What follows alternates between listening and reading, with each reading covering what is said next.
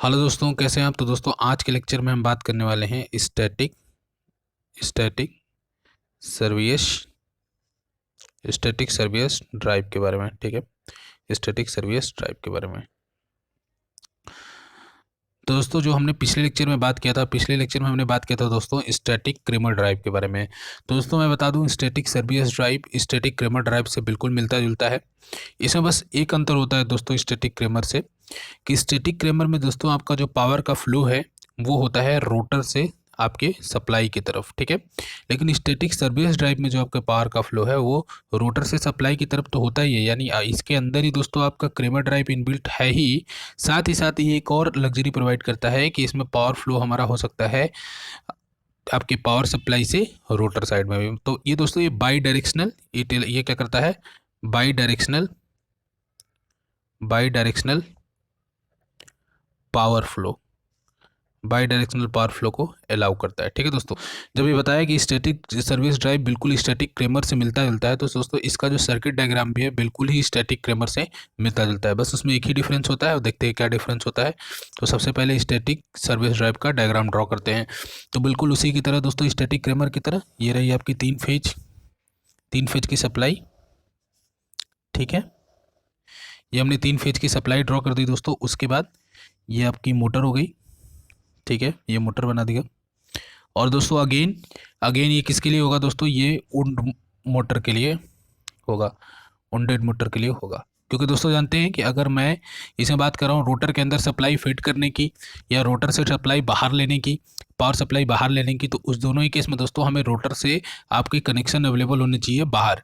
तो वो किस मोटर में होता है दोस्तों, वो हमारा वुंड मोटर में होता है, जिसका रोटर वाइंडिंग की जिसके रोटर पे वाइंडिंग किया होता है। ठीक है, तो यहाँ पे दोस्तों ये हमने इस मोटर को सप्लाई दे दिया, ये रही तीन सप्लाई। इसके बाद दोस्तों ये मोटर का शाफ्ट है जिस पे आपकी ये स्लिप रिंग है, जिसके जिसके द्वारा हमने क्या कर दिया दोस्तों, ये सप्लाई हमने थ्री फेज सप्लाई जो कि मोटर के रोटर के अंदर इंड्यूस हो रही है उसको हमने बाहर ले लिया। बाहर लेने के बाद दोस्तों अगेन क्रेमर ड्राइव के केस में दोस्तों हम यहाँ पे डायोड रेक्टिफायर लगा रहे थे, लेकिन यहाँ पे दोस्तों डायोड रेक्टिफायर ना लगा के हम 6 pulse thyristor converter circuit use करेंगे। ठीक है दोस्तों, तो यहाँ पे दोस्तों ये रहा। क्योंकि दोस्तों इसमें एडवांटेज ये है कि थारिस्टर सर्किट में एडवांटेज ये है दोस्तों कि हम इसको दोनों तरीके से काम करा सकते हैं। इसको रेक्टिफायर की तरह से भी काम करा सकते हैं और इसको इन्वर्टर की तरह से भी काम करा सकते हैं। उसके बाद दोस्तों अगेन बीच में आपका डीसी लिंक होगा। फिर उसके बाद दोस्तों ये वापस से आपके एक और 6 पल्स थारिस्टर कन्वर्टर में जाएगा। ठीक है,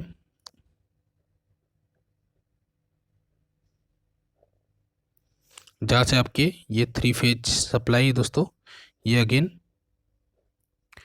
ट्रांसफार्मर के द्वारा, यहाँ पे एक ट्रांसफार्मर होगा इस तरीके से, उसके द्वारा आपके सप्लाई को वापस जा रहा होगा। ठीक है दोस्तों, तो देख रहे हैं दोस्तों जब हमने स्टैटिक क्रेमर का केस बनाया था तो यहाँ पे डायोड था। तो डायोड क्या कर रहा था दोस्तों, यूनिडायरेक्शनल पावर फ्लो अलाउ कर रहा था, यानी पावर आपका रोटर के साइड से आपकी सप्लाई में जा रहा था। ठीक है, यहाँ पे दोस्तों स्टैटिक सर्विस ड्राइव में बस इतना ही अंतर है कि यहाँ पे by directional power flow available है, इसीलिए हमने दोस्तों यहाँ पे थारिस्टर सर्किट का यूज किया। तो थारिस्टर सर्किट में जानते हो दोस्तों कि अगर 90 से कम अगर फायरिंग एंगल रखेंगे तो ये रेक्टिफायर की तरह काम करेगा, और 90 से ज़्यादा अगर फायरिंग एंगल रखेंगे तो इन्वर्टर की तरह काम करेगा। तो इस तरीके से हम देख रहे हैं। ठीक, इसका यूज तभी किया जाएगा स्टैटिक सर्विस ड्राइव का जब आपका एक बहुत बड़ा मोटर ऑपरेट हो रहा हो जिसमें आपके पावर लॉसेस बहुत ज़्यादा हों।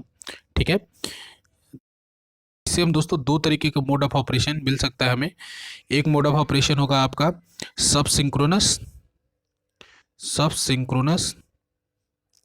मोटरिंग। ठीक है दोस्तों, सब सिंक्रोनस मोटरिंग, और दूसरा होगा दोस्तों सुपर सिंक्रोनस मोटरिंग। तो ये दो तरीके के मोटरिंग ऑपरेशन है जो हम स्टैटिक सर्विस ड्राइव के द्वारा देख सकते हैं दोस्तों।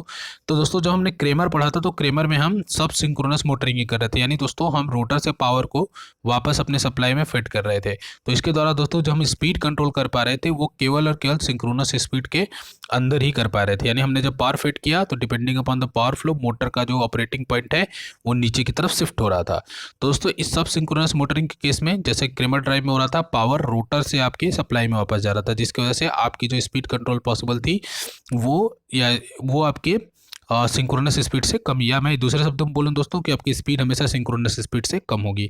सुपर सिंक्रोनस मोटरिंग में क्या होता है दोस्तों, सुपर सिंक्रोनस मोटरिंग में दोस्तों आपको दो तरीके का पावर मिलता है। एक आपको स्टेटर पावर मिलता है, स्टेटर पावर, प्लस एक आपको रोटर पावर मिलता है। ये केस कब होगा दोस्तों, जब आपकी पावर फ्लो आपके इस सप्लाई से रोटर के अंदर फ्लो कर रहे हैं। तो यहाँ पे रोटर को दो तरीके का पावर मिलेगा दोस्तों, एक स्टेटर का पावर जो कि एज यूजुअल मिलता था, और दूसरा किसका, रोटर का पावर मिलेगा, जिसकी वजह से दोस्तों आपको जो स्पीड मिलेगी वो सिंक्रोनस स्पीड से ऊपर मिलेगी। हमने दोस्तों, अगर आपको याद होगा तो इस तरीके का कर्व भी बनाया था ईएमएफ इंजेक्शन में। ईएमएफ इंजेक्शन में हमने देखा दोस्तों कि ये अगर किसी मोटर का नॉर्मल कर्व है, तो जब हम ईएमएफ को बढ़ा रहे थे तो कुछ कर्व आगे की तरफ इस तरीके से ऊपर की तरफ शिफ्ट हो जा रहा था।